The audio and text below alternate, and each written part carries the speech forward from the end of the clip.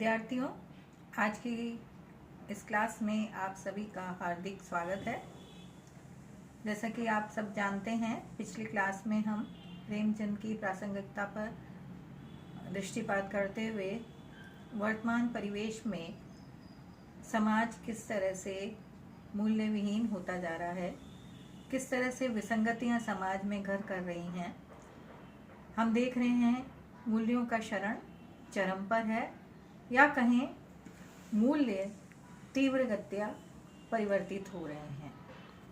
हमारे जो भारतीय मूल्य रहे हैं, जो कि हमारी संस्कृति की आधारभूत विशेषताएं थीं, परस्पर प्रेम, करुणा, सहानुभूति, दया, ममता, प्रेम, सौहार्द की भावना, सहानुभूति की भावना, ये सब क्या है, आज प्राय विलुप्त प्राय हैं।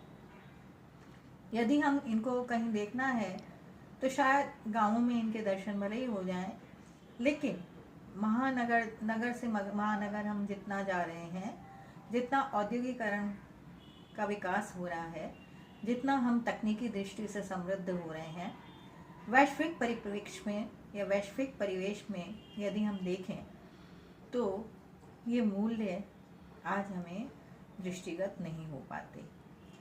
पहले हमारी संस्कृति की जो विशेषता थी, संपूर्ण पृथ्वी को एक परिवार के तुल्य माना जाता था। वसुधैव कुटुंबकम की जो हमारी भावना थी, जिसके पीछे त्याग और समर्पण या सेवा या उत्सर्ग की जो भावना हमारे जीवन में थी, वो आज समाप्त होती जा रही है। आज व्यक्ति हम से मैं की ओर आ रहा है। समष्टि से व्यष्टि की ओर जो अग्रसर होता हुआ समाज है, यही कारण है कि समाज में मूल्यों का क्षरण चरम पर हो रहा है। आज हम देखते हैं भाई भाई का हत्यारा है। रामचरितमानस में यदि हम भ्रातृत्व प्रेम के दर्शन करना है तो रामचरितमानस इसका एक अद्भुत या कहूँ विलक्षण उदाहरण है।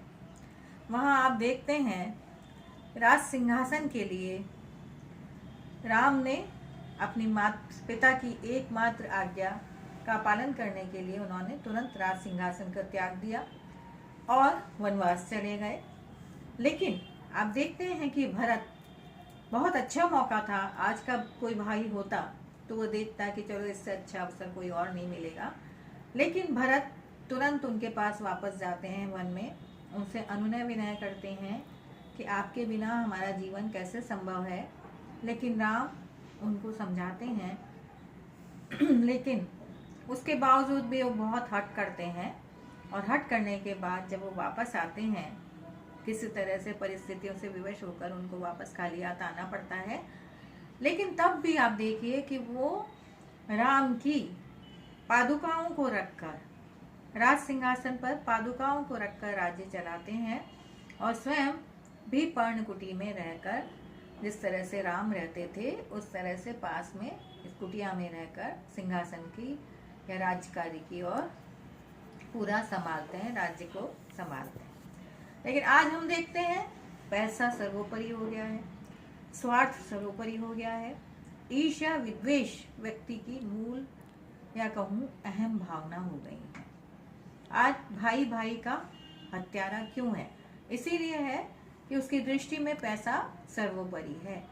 वो येन केन प्रकारेण साम दाम दंड भेद से पैसा अर्जित करना चाहता है, चाहे उसके लिए उसको कोई अनैतिक कृत्य भी करना पड़े तो वह उसमें भी जरा भी विचलित नहीं होता, जरा भी नहीं घबराता वो बुरे से बुरा कार्य करने का। और कई बार तो ऐसा भी होता है कि वो स्वजनों का नाश करने पर भी वो उतारू हो जाता है। तो जो ये विसंगत समाज है, ये जो मूल्य विहीन समाज है, इस मूल्य विहीन समाज में हमें आवश्यकता किस बात की है? मूल्यों के पुनर्स्थापन की। मूल्यों की स्थापना होनी चाहिए। नहीं तो कहते हैं ना कि आपने पहले पढ़ा था ना कि सतयुग है, उसके बाद त्रेता है, फिर कलयुग आएगा तो ऐसा होगा। तो ये इससे बुरी स्थिति दिन पर दिन जो होती जा रही है। अब आज देखते हैं आप, कोरोना महामारी से आप लोग देख रहे हैं कि कितना त्राही त्राही मची है, सर्वत्र हाहाकार मचा है। विश्व में जो सब सर्वशक्ति संपन्न देश है, आर्थिक दृष्टि से जो पूरी तरह संपन्न है, समृद्ध देश है, अमेरिका में भी आपने देखा कि एक छोटे से जीवाणु ने किस तरह से मनुष्य को उसकी हस्ती का एहसास करा दिया। मनुष्य क्या है, वस्तुतः बहुत उसका अस्तित्व क्या है, बहुत बौना है, अदना सा व्यक्तित्व लिए हुए हैं। वो प्रकृति के आगे वो नतमस्तक है। प्रकृति जो चाहे वो कर दिखाती है। आपने देखा कि जीवाणु के द्वारा कितने लोग मृत्यु का ग्रास हो गए, कितने काल कवलित हो गए, कितना इसकी त्रासदी को झेल रहे हैं। और यही कारण है कि लॉकडाउन हुआ। लॉकडाउन में भी आपने देखा कि कैसे हमारी जो आर्थिक स्थिति है वो कमज़ोर होती गई। लेकिन मजदूर जो हैं, आपने देखा होगा कि वो बेचारे अपने जीवन यापन के लिए महानगर चले जाते हैं।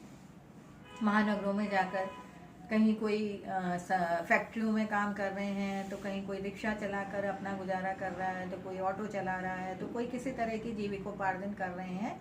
तो जब ऐसी स्थिति आई तो सबको अपने गाँव की ओर दौड़ना पड़ा।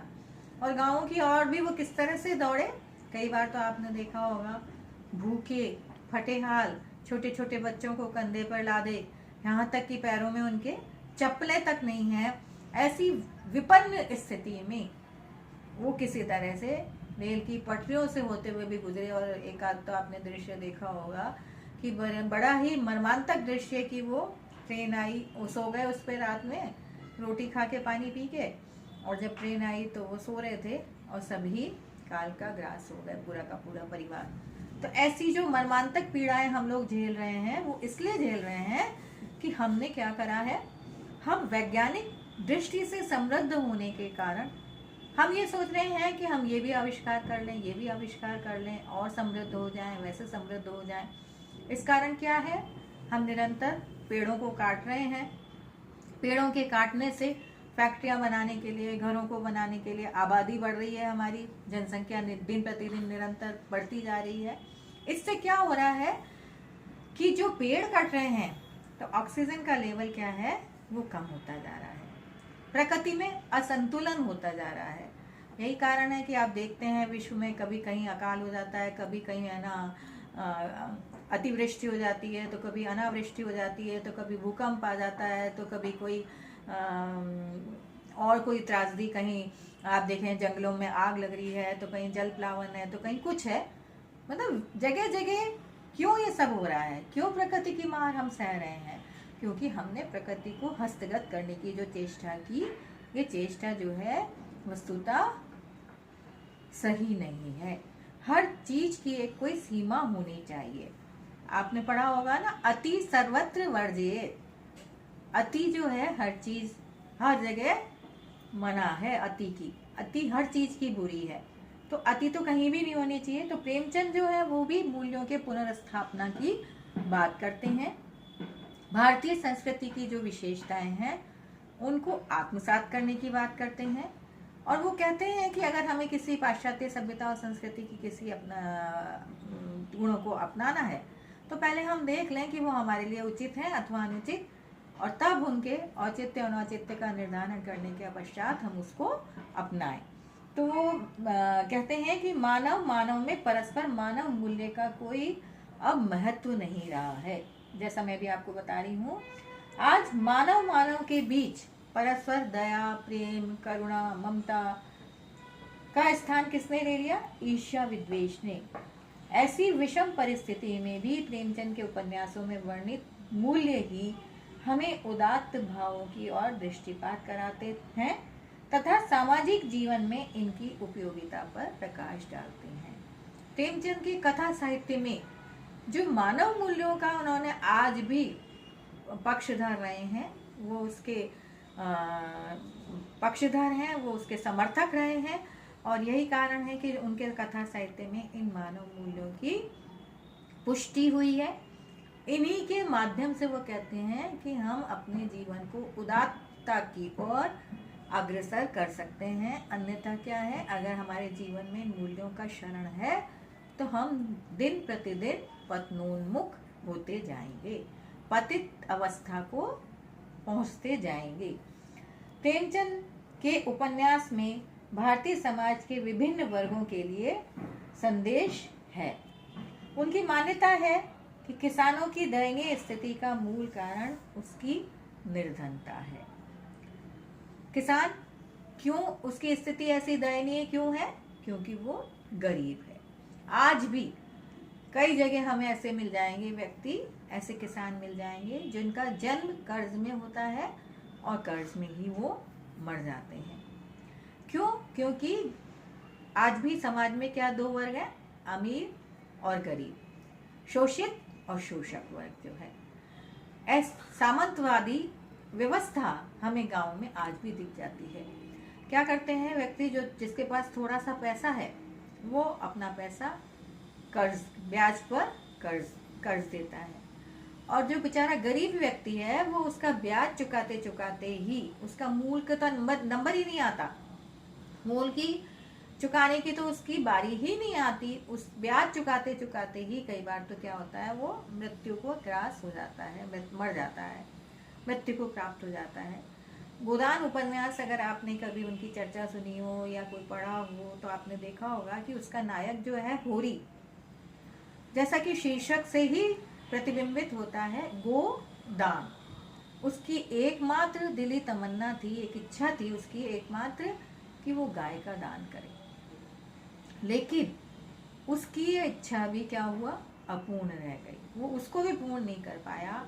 उसने कर्ज में ही जन्म लिया और कर्ज में ही वो मर गया। क्योंकि वो क्या कहता था, उसकी तो विचारधारा ही इस तरह की थी कि राय साहब के पैर दबाने में ही हमारे जीवन की सलामती है। उसकी सोच ही ऐसी हो गई थी कि जो पूंजीपति वर्ग है, जो शोषित वर्ग है, जो सामंतवादी वर्ग है, जो सर्वहारा वर्ग के प्रति जो उसकी जो भावना है, वो सोच ही नहीं, अपनी उसकी जो सोच थी वो विकसित ही नहीं कर पाया। वो कभी सोच ही नहीं पाया कि वो इस ऋण से मुक्त हो सकता है।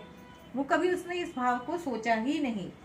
वो कहते हैं आर्थिक स्थिति में उसके सुधार, सबसे पहले वो कहते हैं कि किसानों की आर्थिक स्थिति में सुधार अपेक्षित है। सरकार और जमींदार के सहानुभूतिपूर्ण रवैये से उनकी दशा में सुधार हो सकता है।